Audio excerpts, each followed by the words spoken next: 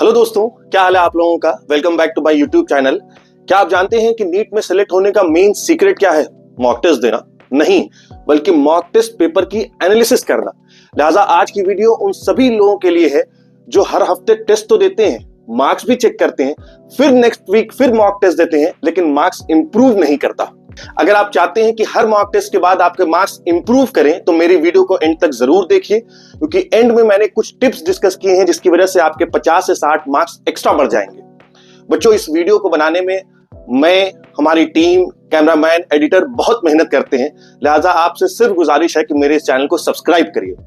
90% से ज्यादा NEET aspirants ये गलती करते हैं, टेस्ट खत्म हुआ, मार्क्स चेक करते हैं, रैंक देखते हैं, पेपर के एनालिसिस नहीं करते, और पेपर की एनालिसिस के नाम पर सिर्फ आंसर की चेक करते हैं और फिर कहते हैं कि यार मॉक टेस्ट तो दे रहे हैं लेकिन कोई फायदा ही नहीं हो रहा है। प्रॉब्लम मॉक टेस्ट में नहीं है, प्रॉब्लम मॉक टेस्ट की पेपर की एनालिसिस ना करने में है। अब सवाल यह है कि पेपर एनालिसिस का क्या मतलब होता है और इसे कैसे करते हैं, यानी कैसे परफॉर्म करते हैं।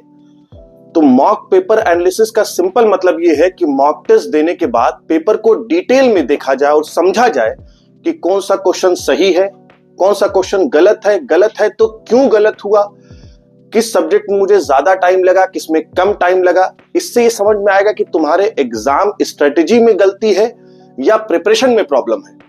अब सवाल यह है कि पेपर के एनालिसिस जरूरी क्यों है। पहला यह है कि जो वीक टॉपिक्स होंगे या चैप्टर्स होंगे वो आइडेंटिफाई हो जाते हैं। दूसरा यह है कि जो सिली मिस्टेक्स होती है या नेगेटिव मार्किंग होती है वो कम होती है, क्योंकि आपको यह समझ में आ जाता है पेपर एनालिसिस के बाद कि आप कंसेप्चुअल गलती कर रहे हो या कैलकुलेटिव गलती कर रहे हो या केयरलेस मिस्टेक कर रहे हो।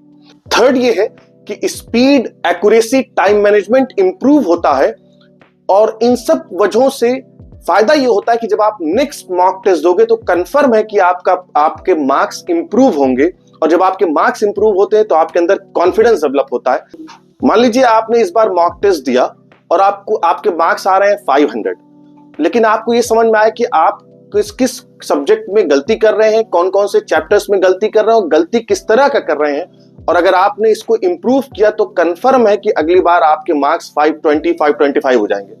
तो इसी तरीके से रेगुलर आपके मार्क्स हर मॉक टेस्ट में बढ़ते चले जाएंगे। अब हम स्टेप वाइज देखते हैं कि पेपर के एनालिसिस कैसे करना है।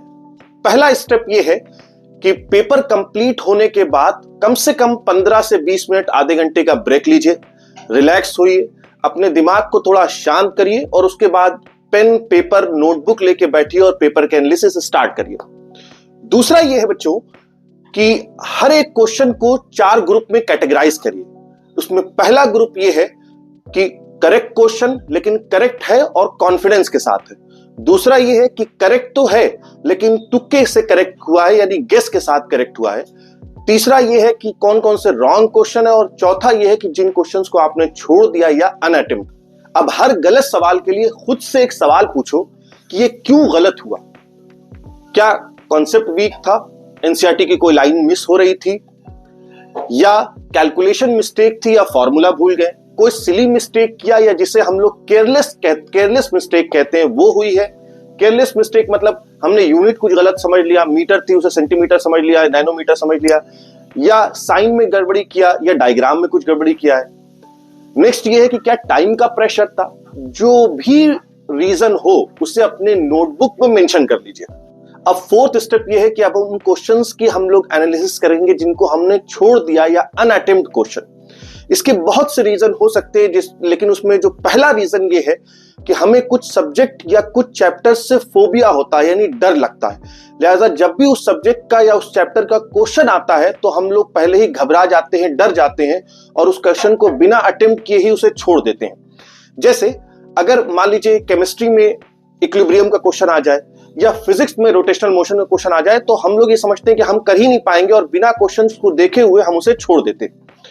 दूसरा रीजन ये हो सकता है कि अगर फिजिक्स में या फिजिकल केमिस्ट्री में कैलकुलेशन बहुत लेंदी हो तब भी हम क्वेश्चन छोड़ देते हैं, या ऑर्गेनिक केमिस्ट्री में जब हम लोग आते हैं तो ऑर्गेनिक केमिस्ट्री में जो क्वेश्चंस आते हैं, बहुत से क्वेश्चन ऐसे रहते हैं जिसमें एक चैप्टर्स को हमें दूसरे चैप्टर से रिलेट करना पड़ता है और हम लोग वो रिलेट नहीं कर पाते हैं, क्वेश्चन छोड़ देते हैं। बायो में आमतौर पर हम लोग अगर कोई क्वेश्चन आउट ऑफ एनसीईआरटी आ जाए तब भी ये रीजन होता है। नेक्स्ट ये है कि time management problem. Time management problem का मतलब यह है कि हमने बायो में, केमिस्ट्री में ज्यादा टाइम दे दिया और फिजिक्स में बहुत कम टाइम दिया। लिहाजा फिजिक्स में बहुत से ऐसे क्वेश्चन थे जो हमें आते थे, लेकिन हमसे क्या हुआ, वो छूट गया। तो यहां पर टाइम मैनेजमेंट की प्रॉब्लम है। और लास्ट ये हो सकता है लैक ऑफ रिवीजन, क्योंकि रिवीजन की कमी थी, लिहाजा कॉन्फिडेंस कम था और निगेटिव के डर से हमने क्वेश्चन को अटेम्प्ट ही नहीं किया। अब फिफ्थ स्टेप है उन क्वेश्चंस के एनालिसिस की जाए जो करेक्ट तो हैं लेकिन गेस से यानी तुक्के से करेक्ट हुए हैं।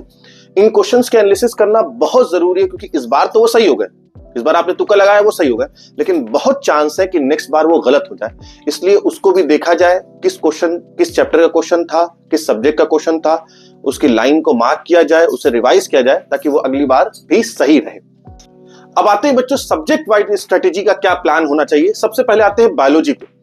बायोलॉजी में 90% मिस्टेक्स का मेन रीजन होता है कि क्वेश्चन को पूरा नहीं पढ़ा जाता है, या एनसीईआरटी की लाइन मिस होती है, डायग्राम में कंफ्यूजन होता है, या असर्शन रीजन में गलती होती है, या जो कि बहुत इंपॉर्टेंट है, कुछ कीवर्ड्स होते हैं उनको ध्यान से नहीं देखते हैं। वो कीवर्ड्स क्या है, जैसे not incorrect, not correct, incorrect match या करेक्ट मैच या एक्सेप्शन वगैरह वगैरह। लिहाजा जिस भी गलती से आपका क्वेश्चन चाहे गलत हुआ है चाहे अनअटेम्प्ट हुआ हो, उसे लिख लो। सेम डे एनसीईआरटी के उस चैप्टर पर जाओ, उस लाइन पे जाओ, उसे फिर से रिवाइज करो। केमिस्ट्री को हम लोग 3 पार्ट में डिवाइड कर लेते हैं। पहला है फिजिकल केमिस्ट्री। फिजिकल केमिस्ट्री में हम लोग ये देखेंगे कि क्या कॉन्सेप्चुअल प्रॉब्लम हुई है, या कैलकुलेशन में प्रॉब्लम है, या कहीं फॉर्मूला तो नहीं भूल गए। ऑर्गेनिक केमिस्ट्री में रिएक्शन मैकेनिज्म तो कहीं नहीं भूल गए, या नेम रिएक्शन तो कहीं नहीं भूल गए। और इनऑर्गेनिक केमिस्ट्री के लिए 2 मेन रीजन होते हैं, कहीं एनसीईआरटी की लाइन तो नहीं मिस हुई है, या रिवीजन में तो प्रॉब्लम नहीं है। आप फिजिक्स में चेक करो कि कंसेप्ट आता था या नहीं आता था, फॉर्मूला याद है, कैलकुलेशन स्लो तो नहीं थी। अगर कॉन्सेप्ट आता है लेकिन टाइम ज्यादा लग रहा है तो कोई टेंशन की बात नहीं है, वो प्रैक्टिस से सही हो जाएगा। अब एक इंपॉर्टेंट काम ये है कि अब आप एक मिस्टेक नोटबुक बनाएंगे। ये काम आप गूगल शीट पे या एक्सेल शीट पर भी कर सकते हैं, लेकिन मैं इसे प्रेफर करता हूं एक नोटबुक यानी एक कॉपी हो, जो मिस्टेक की एक नोटबुक होनी चाहिए। इसमें बच्चों आप सबसे पहले क्वेश्चन नंबर मेंशन करेंगे, जो क्वेश्चन आपका गलत हुआ है या अनअटेम्प्ट है उसे मेंशन करोगे। दूसरा वहां पर मेंशन करोगे कि ये जो क्वेश्चन आपने गलत किया या अनअटेम्प्ट था वो किस चैप्टर का था। तीसरा ये कि जो गलत हुआ है उसका रीजन क्या है, और चौथा ये होगा कि इसका करेक्ट कॉन्सेप्ट क्या होगा। आपको अब हर मॉक टेस्ट में इस नोटबुक को, इस मिस्टेक नोटबुक को रिवाइज करके जाना जरूरी होगा।